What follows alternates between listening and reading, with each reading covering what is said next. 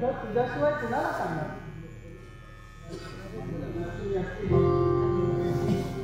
तर आईच्या मायेनं जवळ आज तो आई स्वागत करायला स्वागत? मला काय गरज आहे आम्हाला दुःखाच्या स्वागत करायची? लोकांना पाया फुटलाय त्याला फूट काढून वेली खोवायची रीत नाही शिकले. माधवीला तू काटा समजावंस यासारखं दुःख नाही. त्या काट्याबरोबर फूल पण येणार.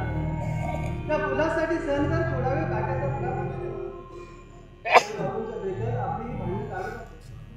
माधवीला हा घरचा प्रकार माहीत नाही आणि तो तुला समजता का म्हणतो.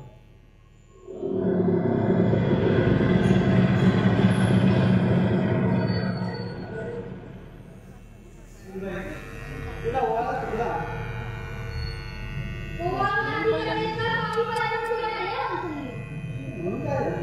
तिला काय वाटतं? श्रीधर पंतांना काय वाटतं?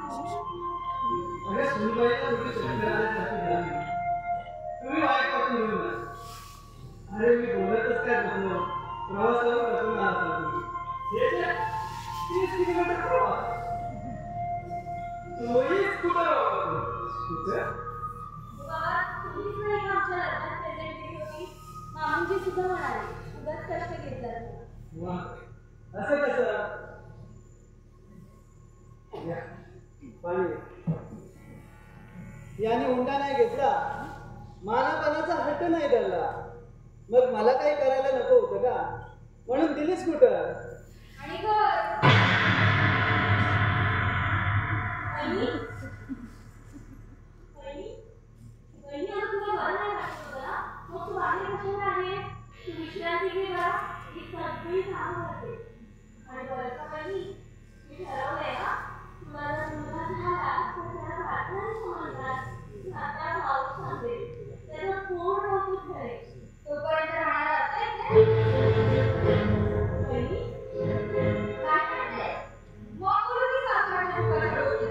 मी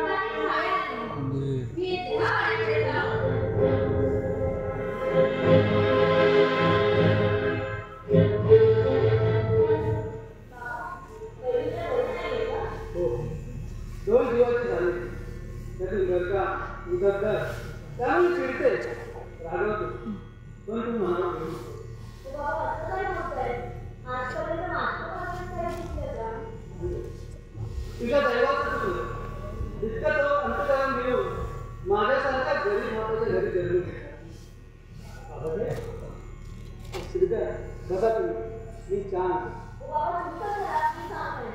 अगं सुनबाईने करून ठेवला असेल आता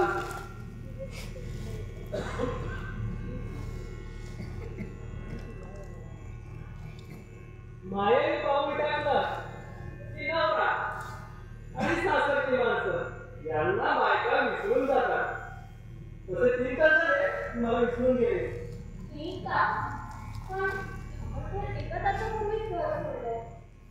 आणि तुला जर घेऊन सोडला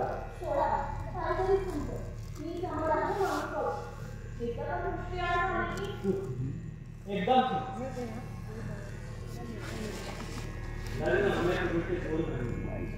आणि लग्नानंतरचा एक महिना 90 दिवस आठवले ती जर माधवीला विचारला एकही क्षण मिळणार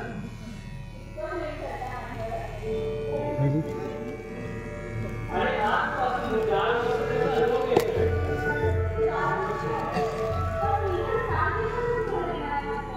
हो ना 4 दिवस प्रत्येक दिवस वर्षाचा नाव वाटणार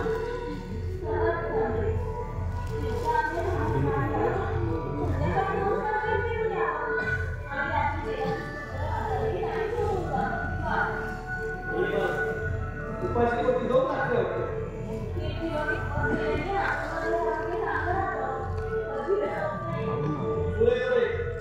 इतके दिवस बाजूला समजत होतो आता कळलं तू डॉक्टर यायला हरकत नाही मग त्या पुन्हा डॉक्टरशी का नाही लग्न केलं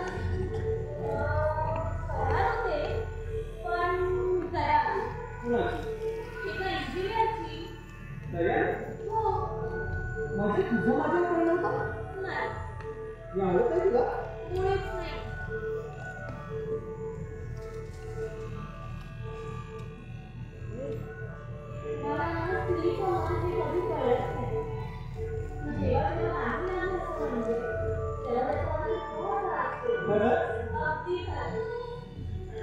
मग मी आज इथेच मुक्काम केला तर चालेल म्हणजे हो ना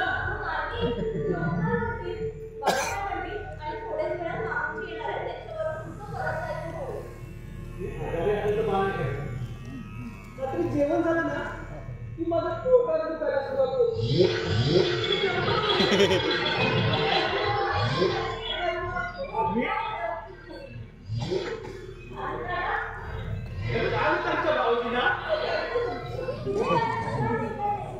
नाही कसं ऐकलं का बोला त्याच्या पोटात दुखतंय मी गडबड बोलतात एखादा निर्देश तिकडे त्याला उठाव का म्हणतेस झोपाव पोट दुखतंय ना डॉक्टरना बोलू का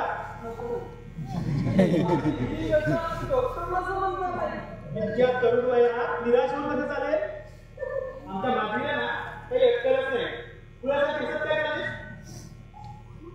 कमाल आहे बाबा तिकडे जाऊ बाबा पोट दुखणे बेजार झाले पण तुमच्यापर्यंत पत्ता नाही काय का माझं मी आज गेलो तर ठीक होतोय हो एखाद्या वेळ सुद्धा अचानक काय दही पोहे वाटतं तर नाही तुम्ही मुलीच खाऊ नका माधवी जा सोडा घेऊन दिल्लीचं जा आणि गरम पाणी बघ नको नको कसं वाढल्या चमचामध्ये इरेंडर घ्या ते समजा तुम्ही जेवण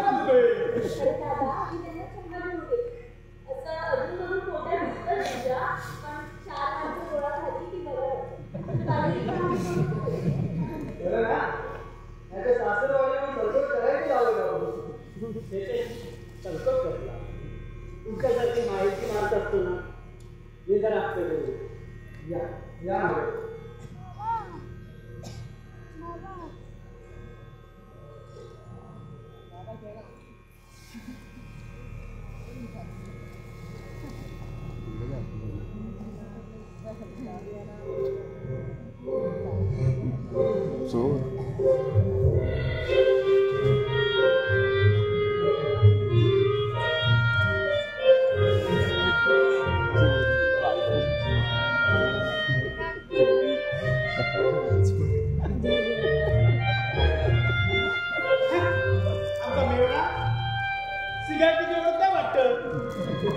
निर्व्यसनी माणसाचा किलो काय म्हणतात ना ते सिद्ध करा.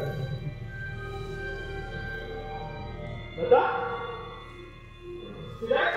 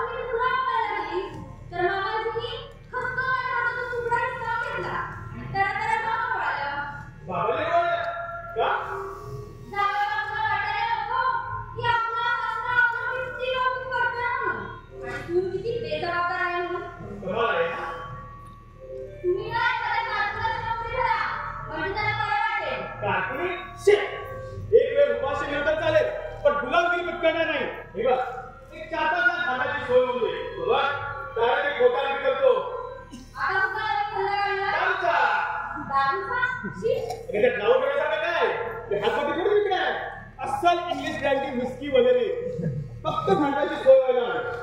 तू बाहेर जाशील तेव्हा तुझ्या वडिलांकडे आणून पैशाची व्यवस्था कर.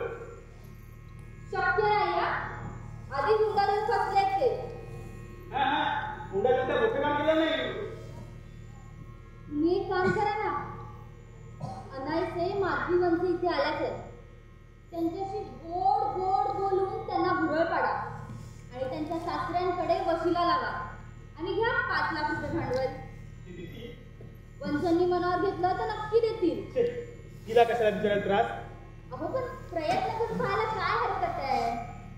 तुम्ही तिच्यावर अशी काही खोटी माया करा ना की तिला वाटलं पाहिजे भाऊ असावा तर असा. मला वाटतं आता खोटी माया करण्यात हात घालणार. म्हणजे मी खोटी माया करते. हो ना. तर या घरात आधीच पाडणार असता का. तूच विचारून बघ. पैसे परत करायला जबाबदारी माझी. मी हे करू. ठीक आहे.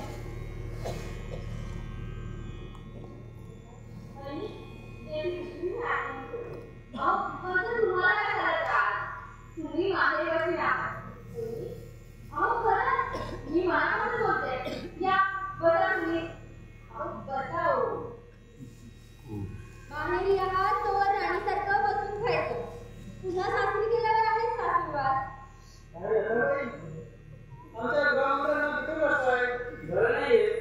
मी कशाला पिकू करते. माया करते एका काय वाहन जाऊन सोडा मारू. पोटुकी बनवा तुमची. पोटुकी हो वाटतंय ना. वंश तुम्हाला आवडतात ना म्हणून मी जागाची मुलं आणली. ठीक आहे वेळी करा. अहो मला कशाला. बापरे तुला करायची आहे मला नाही. अहो बाकीची आहेत घरात ती तुम्हाला म्हणून घ्या. आता नाही म्हणू नका.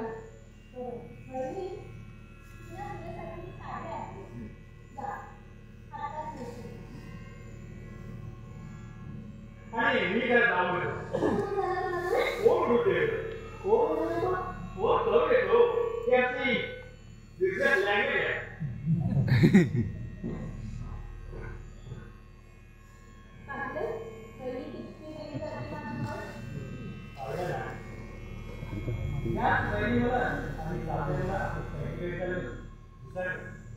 नाही मी बघत होते तुम्हाला आपल्या पहिल्या भेटीचं त्याला वाटत बोल आपल्या सुगंधाला विसरे. आकाश आपल्या अनंतपणाला विसरे. तर मी आपली पहिली भेट विसरणार नाही. तुला आठवतं तू आणि तुझी माझी देवपूजेला गेला होता. ताप्याची फुलं देवपूजेला मिळाली नाही म्हणून तुझी म्हणजे तुझ्यावर रागावली होती आणि देवळातूनच तुला परत पाठवलं तुला आणायला. तू प्रत्येक दुकानात जाऊन ताप्याचं फुल शोधत होती. शेवटी एका दुकानी एकच फुल दिसलं आणि ते एकच फुल दोघांनी एकत्र मागले. तुम्ही आणि दुकानदाराला प्रश्नच पडला. तू नक्की कोणाला द्यायचं.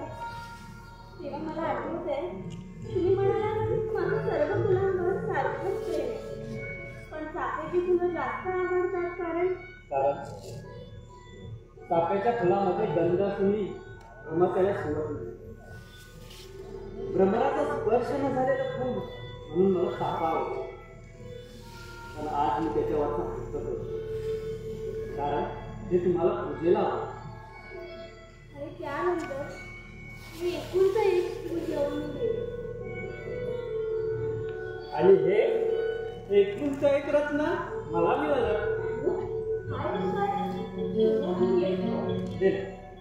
फक्त जाऊ द्या, फक्त एकच फुल हवं तुम्हाला. तेही आमच्या नशिबात. मग तुला काय वाटलं? माझ्या वेळीला जबरदस्त गेला. मग मी पळून जाईल ना. चाफेच्या फुलाला प्रमाणे काही होऊ शकत नाही.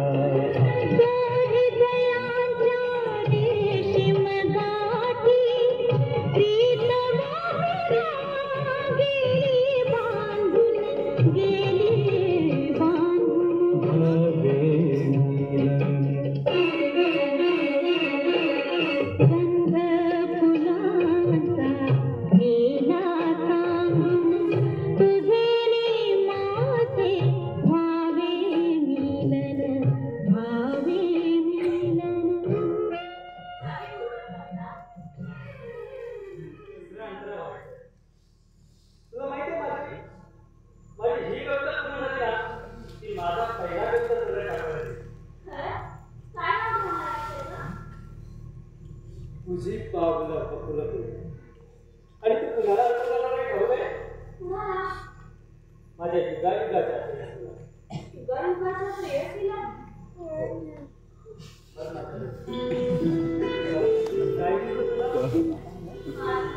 तू करतो आई बाय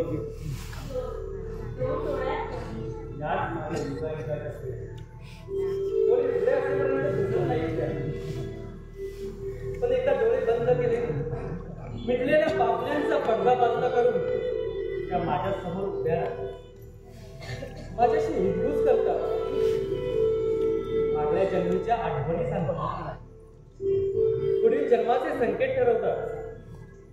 आणि मी डोळे उघडले की पुन्हा लाजून डोळ्यात जाऊन बसतात. तू रडते?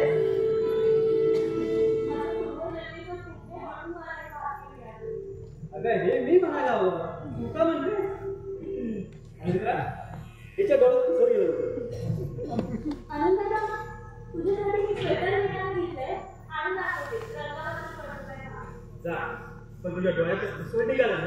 नाहीतर लोकल म्हणून गप्पावून द्यायची.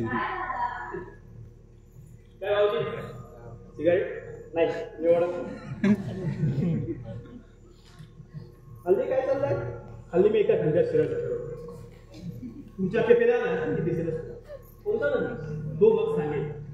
या धंद्याला तुमचा आशीर्वाद असू द्या म्हणते ना. माझी काही बोलली असेलच. आश्चर्य आहे बघ. म्हणजे आमच्या इथे काही केलेलं सर काय म्हणाला. आता मलाच आठवण करून देता. भाऊजी मी बसा मी आलो.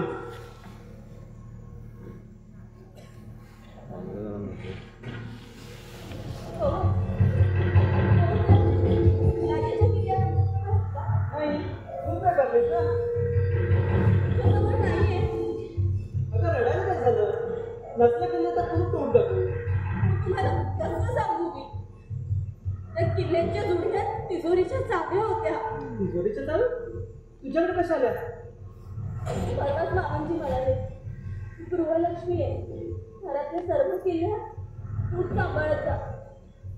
आणि त्याबरोबर सासूबाईंचा तन्मणी सुद्धा दिला होता.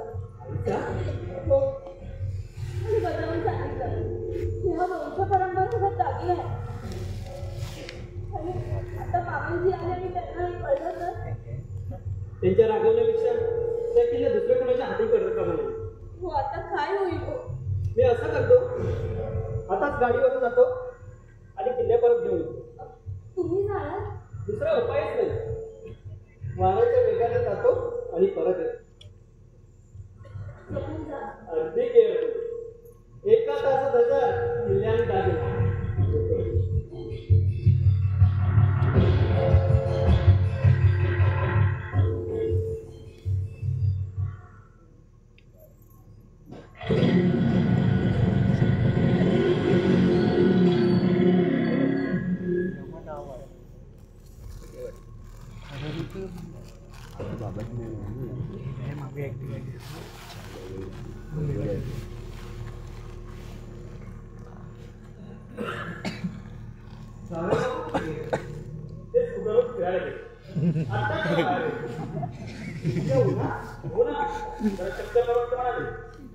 आणि मी जरा जाऊन त्या चौकशांचा विरोध आला होता. त्यांच्या पेट्रोल पंपावर देखरेख करणारा कारकून हवा. कारकुनी त्यात नाक निवडायला काय झालं. सुरुवातीला 10-12 हजार रुपये मिळते. 10-12 रुपये म्हणजे तू चौगुलीच्या पेट्रोल पंपावर जाणार नाहीस तर. मी चौगुलीच्या पेट्रोलवरती जाणार तर स्वतःची मोठा वेळ पेट्रोल आम्हाला या सारखा पायाला जत्रा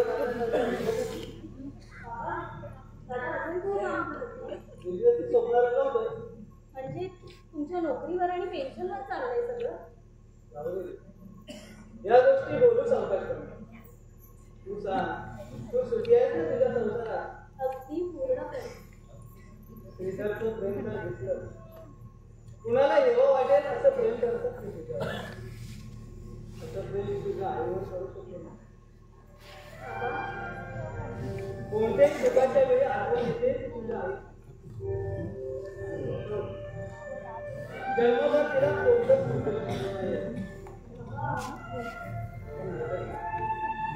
सुखी झाले. आता आनंद आपल्या संसारात सुखी झालेला पाहायला मिळतो.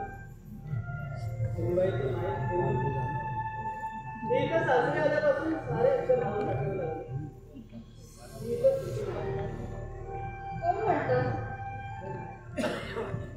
मामांची तुमचा वैष्णव माझ्यासारखं सुखी कोणी नसेल. वडिलांच्या जागी तुम्ही आहात. धाकट्या बहिणीच्या जागी वंचा आहेत.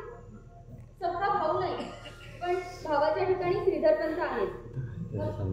कुठे गेले ते? मी त्यांना चहाला बोलवायला आले होते. बाहेर? आणि यावेळी? आणि हे काय वंच? तुम्ही साडी नाही बदलली? अगं वहिनी मग बदलते. चल आपण तुझ्या समारंभाची तयारी सुरू करूया. आज तुला फुलं भरायची आहेत का? वहिनी आज पहिला मान माझा. ये बस.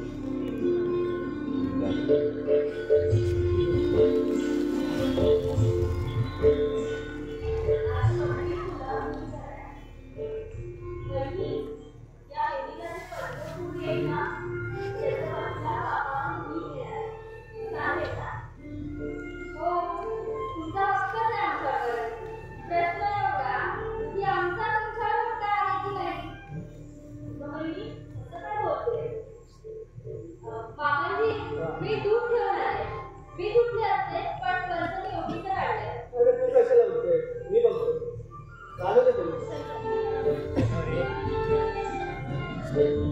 भेटवाच पाहिजे जरा.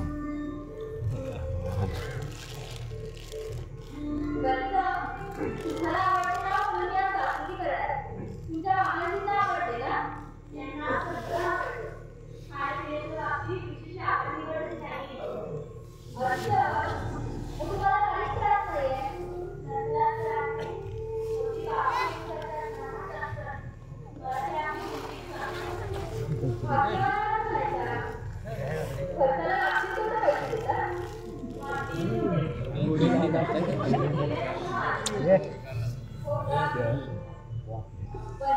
आणि रेटवर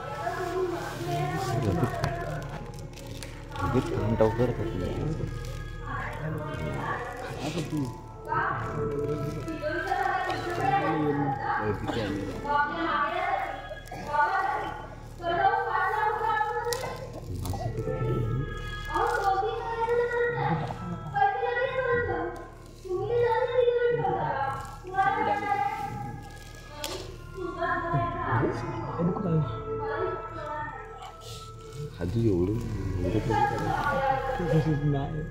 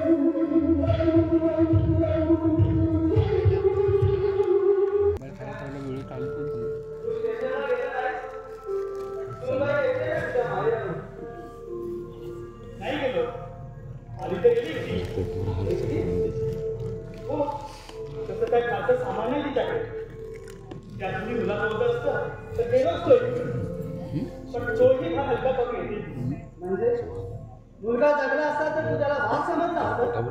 अरे स्वतःच्या मुलाविषयी ही भावना. हो आज नाही तर आणखी काही वर्षांनी तो मुलगा आपल्या बापाला फारच वाटला असता. कारण ही समाजाची रीतच आहे. मुलगा जन्माला आला की त्याचं गोड कौतुक करायचं, लाड करायचे आणि मोठा झाला की ते पंख करायचे. तुम्हाला नाही का मी भार वाटत, ओझं वाटत? काय बोलतोस तू अनंता? स्वतःचा मुलगा कर्तबगार निघावा हे वाटणं चूक आहे का बालकाच्या दृष्टीनं? तू मला भार कधीच वाटला नाही. तुला वाईट वाटतं? माझ्या म्हातारपणामुळं, या कमजोर शरीरामुळं जास्त काही जमू शकत नाही. तुम्हाला सुखात ठेवू शकत नाही. अनंता, अरे काही दिवसांनी माझी नोकरी झाली. आता तरी सावध काहीतरी नोकरी चाकरीचं बघ. नोकरी नोकरी मला करावी लागणार नाही आणि तुम्हाला नाही. मी आपल्या लोकांना नोकरीला ठेवलं. प्रथम 10 बारा, नंतर 1000 माणसं, पुढे 10,000 लोक माझ्या किमतीला असतील. बाबा आहात कुठं? लक्षाधीश खंडावाचे वडील म्हणून हा समाज तुम्हाला हात मारेल. आहात कुठं बाबा? मी आहे तिथंच आहे बाबा. तू मात्र स्वप्नाच्या दुनियेतून खाली गेला. कारण काळ कुणासाठी थांबतो? पण मी थांबले होते.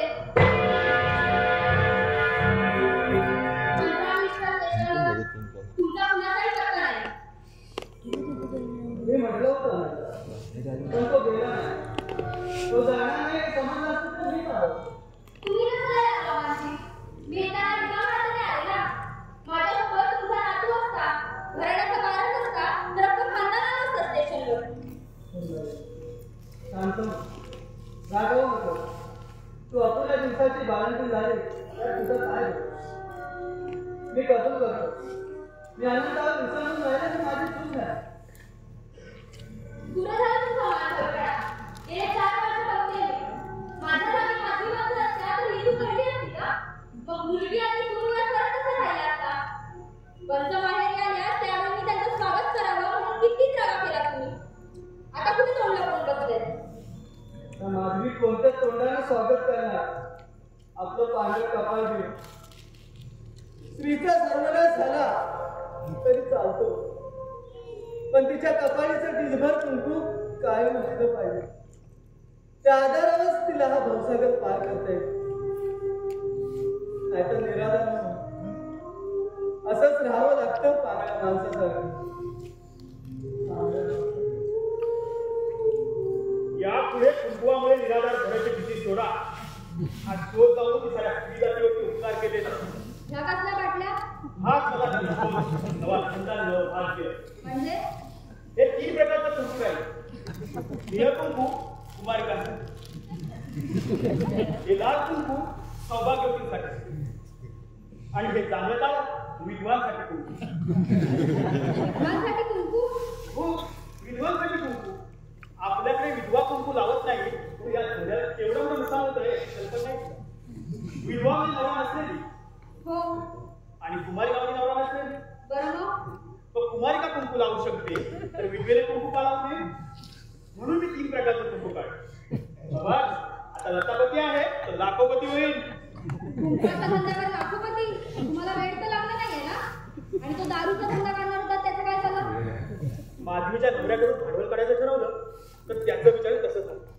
तुझ्या वडिलांकडून तुला कशाने पैसे मागायला म्हटले तर तेही नशिबात नव्हते.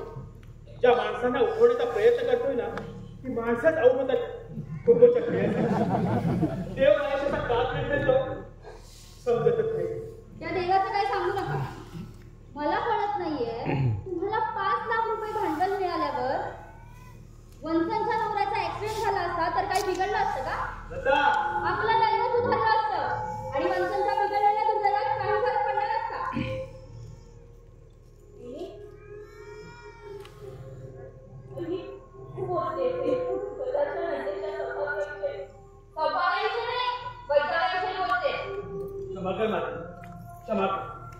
मला मिळालं अपयश कंपनीचा दोन सुटला असेल. अपयश कोणाला मिळत पण त्याचा दोष स्वतःच्या कर्तव्यावर दुसऱ्यावर अपयशाला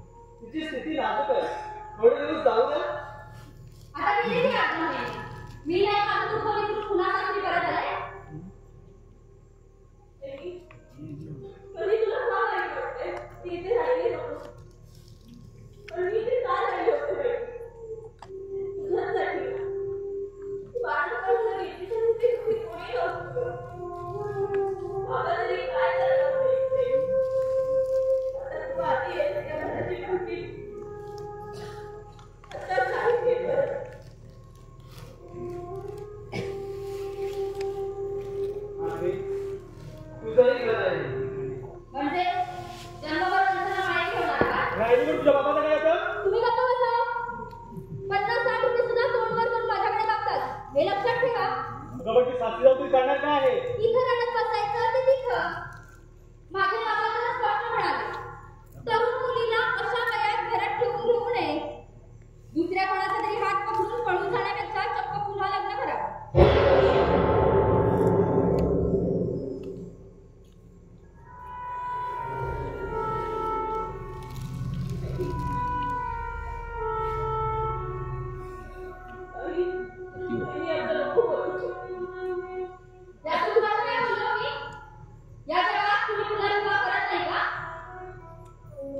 तुम्हाला कुंकवाचा व्यापार करायचा होता ना, मग त्याची सुरुवात ह्या घरापासून करा. लावायचा ना पायाला कुंकू. दत्ता तोड सांभाळ, खबर सोडेल. फोडा, कुशाल फोडा, पण माझ्या संसारात ही अडचण नको आहे. जोपर्यंत ही घरात नाही ना, तोपर्यंत मला सूट लागणार नाही, माझा मूल लागणार नाही. अरे काय बोलतेस तू? यात मागणीचं काय दोष? नजर लागली मला सुखाला. जी कधी विश्वास स्वतः येऊ शकत नाही, तिला मी आणि मला सांगणं पडेल.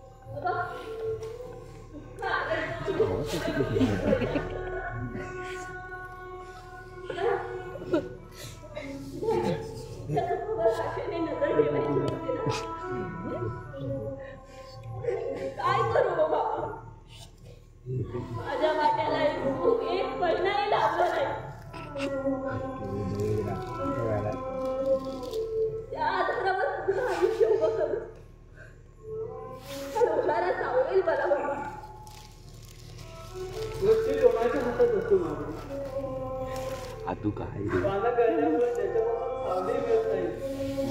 ती वृक्ष 100 वर्ष जगतात. आणि ज्या वेळेला कळ्यामुळे याची कोसळून पडतात.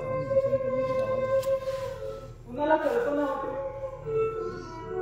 सारखा आश्रय करून देवाला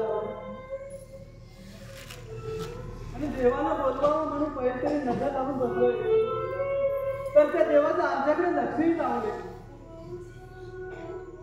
पण माधवी, तो आपलं काम करेल तेव्हा करेल. आपण आपलं कर्तव्य केलं पाहिजे, जगलं पाहिजे. नाही बाबा, मला जगायचा अधिकारच नाहीये. पापी आहे, खुनी आहे. माझ्या सौभाग्याचा घात मी स्वतःच्याच हाताने केला. त्या दिवशी मी किल्ल्या विसरली नसते तर तरी देव आपलं काम विसरला नसता. आता तुम्ही तरी सांगावं ना, ते सारखं असं चालतं. जर जेवत नाही सारखं उदास तुम्ही या फोटोकडे पाहत असतो. शरीरात रक्षण करून घेऊ नको. दुःखासाठी नाही तर दुःख सहन करायला सुद्धा अंगात ताकद असते. जर माणसं दुःखाची झुंज देऊ शकत नाही पुन्हा आपले जगायचं तुला.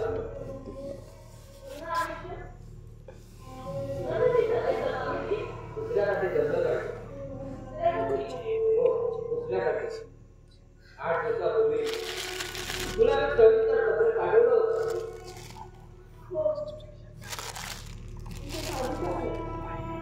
का?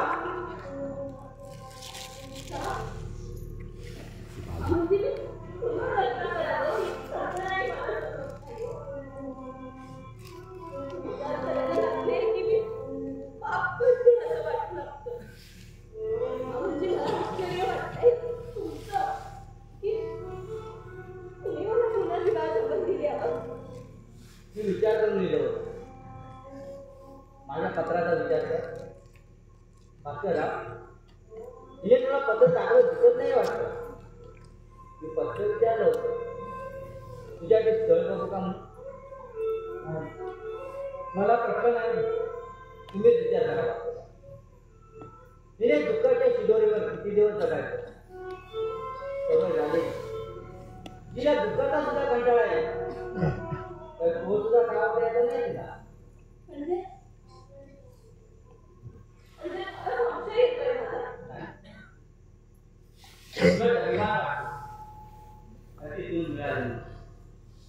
तू माझ्या घरात महिन्याला सुखाचा संसार केला. गृहलक्ष्मीची कांपणावर त्या आवाजाच्या स्मृतीवर राहिलेली 5-10 वर्ष कसं काढतो. पण मी गेल्यावर तो गाण्याचा आवाज ती स्मृती तुला खायला होते. आता त्या बाहेर वाड्यात तुला गुदमालायचं होतंय आणि हे तुझं पांढरं कपाळ पाहून मलाही तू जमणार नाही करू.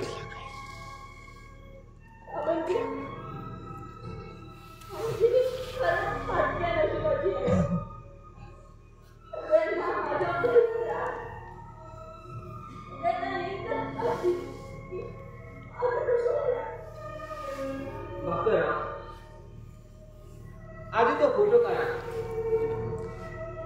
त्या फोटोकडे बघितलं तिला दुःखाशिवाय काही सुचणार नाही. मीच काढतो.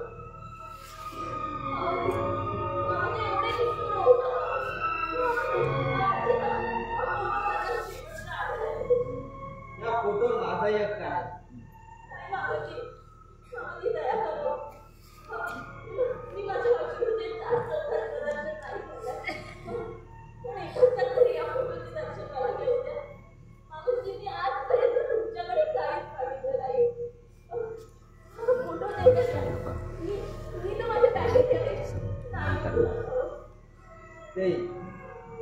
पण एका अटीवर तू नेहमी हसत राहिली पाहिजे.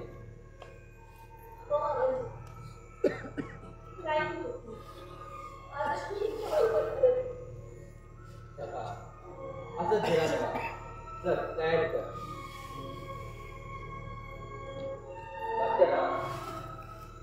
आता आम्ही निघतो. कारण असं झालं नाही. आता आग्रह करू नका. जितक्या लवकरात लवकर तिला ह्या फोन मारून बाहेर पडते तितकं चांगलं. मी जरा स्टेशनकडे जाऊन येतो.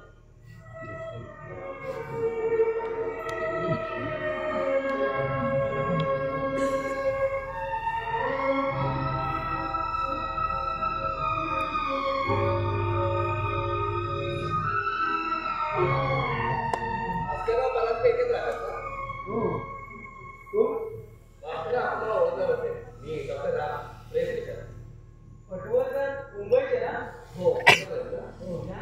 बसा. कारण आपली भेट होऊन बरेच दिवस झाले. आज इकडे कसं काय आले तुम्ही? कोणी पेशंट वगैरे? पेशंट मीच आहे आणि डॉक्टर सुद्धा मीच आहे. म्हणजे हवा पालक.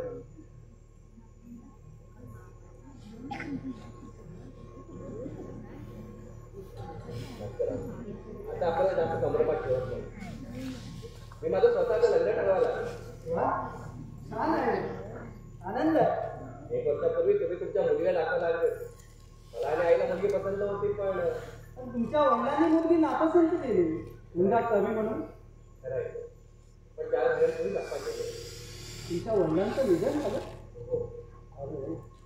ते होते तोपर्यंत आई किंवा मी त्यांच्या इच्छेवर जाऊ शकलो नाही. आईची इच्छा आहे तुमची मुलगी सून म्हणून आली तर चालेल. डॉक्टर, तुम्ही माझ्या मुलीला मागणी करायला आला? 1 वर्षापूर्वी त्यांनी सुधारायला आलो. संमती असेल? माझी संमती. डॉक्टर, तुम्ही फार उशिरा आला. म्हणजे ते दुसरीकडे जमलं. दुसरीकडे? नाही डॉक्टर, ते आता कधीच लग्न करू शकणार नाही. संपलं, सारं संपलं. म्हणजे ते ती या जगात आहे, पण हे जग तिचं नाही. तुम्ही नकार दिल्यानंतर तिचं लग्न झालं आणि आज ती. आनंदजी,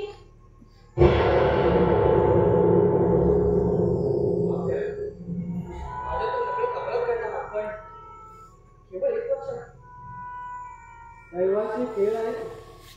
आपण कळसुत्री बावल्या, तो नाचवेल तसं नाचायचं. घ्या, चहा घ्या. मी निघतो. माझ्या हातून घडलेल्या गैरवर्तनाबद्दल क्षमा केल्यास सांगा. तुम्ही लग्नाच्या शुभकार्यासाठी आलात. हे लग्न जमल्याशिवाय जाऊ नका. म्हणजे हो, आमच्या गावात काही माधवीच लग्नाची मुलगी होती. आणखी अनेक आहेत. माझा एक मित्र आहे जोशी म्हणून. त्याची मुलगी आहे, तिला बघून जा. नाही वाटतं. ऐका सर, मुलगी स्वभावानं रूपानं फारच सुंदर आहे. अहो, मुलीचं लग्न जमेपर्यंत बापाला फार एखादा भोगावं लागतं. असे जेव्हा सांगणार तर माझ्या मित्राचं याचं तरी सांगते. तुम्ही बसा, मी त्यांना आज निरोप करतो. बसा. रागावलं कसं नाही विचारून.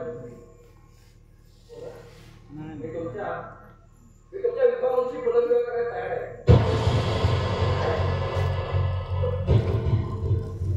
तुम्हाला नकार दिल्यानंतर मला अनेक गोष्टी सांगू लागल्या. तुम्हाला एकही पसंत पडले नाही.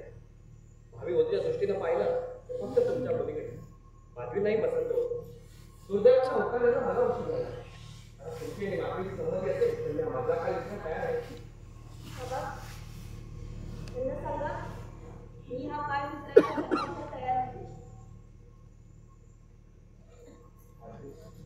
तुमच्यावर झालेल्या आघाताची मला पूर्ण कल्पना आहे.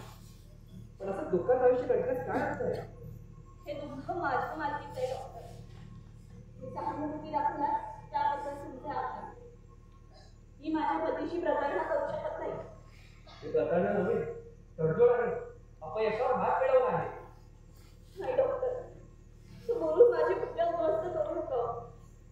ही पूजा एक महिनाभर केली आहे. ती मला पूर्ण आयुष्य होते. असं अंधार आयुष्य काढणार. रात्रीला सोबत असते अंधेर. अमावस्या झाल्यावर पतिप्रतीची पाठ पाड्याखेरीज काय करायचं असतं ते. आणि त्या अंधाराला प्रकाश देण्याचा स्पर्श झाला तर तो अंधारही उघडून निघतो. उजळून नाही, जळून जातो. बस करा डॉक्टर. ठीक आहे, मर्जी तुमची. माझी तुम्हीच विचार करा. मी आजपर्यंत अविवाहित आहे ते फक्त तुमच्यासाठी. उभं आयुष्य तुमच्याकडे आम असं उभा आहे. त्या भयान वाटेवर एक हात तुम्हाला साथ द्यायला तयार आहे. या हाताचा स्वीकार केला तर दोघांचाही प्रवास सुखाचा होईल. नाही नाही मावजी, मावजी, तुम्ही कधी जागा नाही. यांचे शब्द मला भायला धरतात. मला पाप करायला सांगतात. त्यांना चांगलं सांगायचं. माझी प्रेम करणं म्हणजे पाप करणं असं जर तुम्ही समजत असाल तर माझा काही आग्रह नाही. नकळत तुमच्या भावनांचं अपमान केलं असेल तर क्षमा करा. येतो मग. थांबा.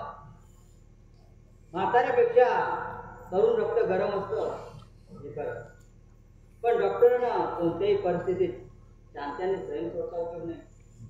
मी भैयासाहेब जाते, माझी चूक आणि तुम्ही तिला मागणी राहते. माझी चूक मी कबूल करतो.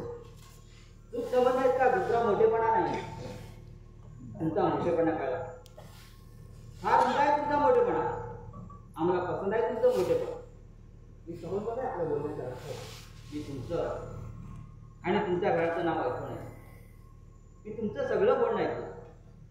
तुमची मागणी मला मान्य आहे आणि या पुनर्विवाहाला माझीच संमत आहे.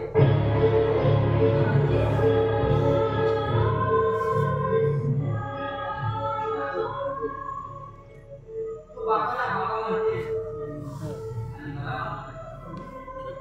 पण बापाच्या अंतर्गणाने तुला सांगते. नवीन माझा आशीर्वाद आहे आणि डॉक्टर साहेब जीवनसाथी मिळतोय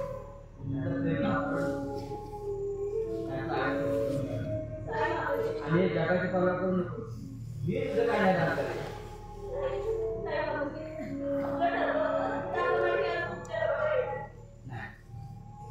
आता माझं घर आहे ते तुझं दुसरं काय समज. बाहेरपासून म्हणून केव्हा ये मी तुझं स्वागतच करेन.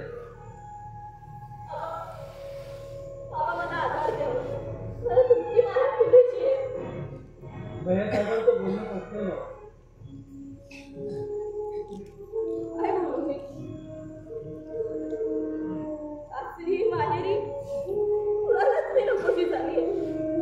असं म्हणून नको तू मला हवी आहे, भाकरावून हवी आहे. पण आम्ही नसताना ते शोभेचं सासर आणि नावाचं माय समजायला हवं तुला. ही जिवंत आहे तरी तुला या माहेरी मनस्ताप सोसावा लागतो, अपमान सहन करावा लागतो. माझ्या माघारी तुला कोणी इथं विसरलं असं वाटत नाही. हे माझं दुर्दैव आहे. त्याची जर तुला पण लागावी. सुनबाई, हसता हसता रडणं हे देवाचं काम, पण रडता रडता हसणं हे आपलं काम. काही वेळा माणूस देवापेक्षा श्रेष्ठ ठरतो ते. मी रात्रंदिवस तिच्या आयुष्याचा विचार करत होतो, पण निश्चित मार्ग सापडत नाही. तुम्ही या नाजूक विचारात तोंड फोडले. तुमच्या मातोश्रीची संबंध त्यांना मान्य होईल हा पुनर्विवाह. तुमची तिथे घरे आहे, तिची मला जुन्या वळणाची ऐकू, पण तो लोकांना स्वतःच्या जबाबदारीवर पार पाडतो. आईची समजून आहे त्या सुमारे आहे. लग्न होईपर्यंत समजून काय राहिला कसं शक्य? हो, केव्हा ना केव्हा हे समजणार. लग्न झाल्यानं कळलं तर फारसं बिघडलं नाही. तो लोकांना स्वतःच्या जबाबदारीवर पार पाडतो. त्याची घर तुम्हाला लावलेला आहे. कसं शक्य आहे? एक विधवा कुमार आहे कसं सांगणार? शक्य आहे, हो शक्य आहे. हे लवकर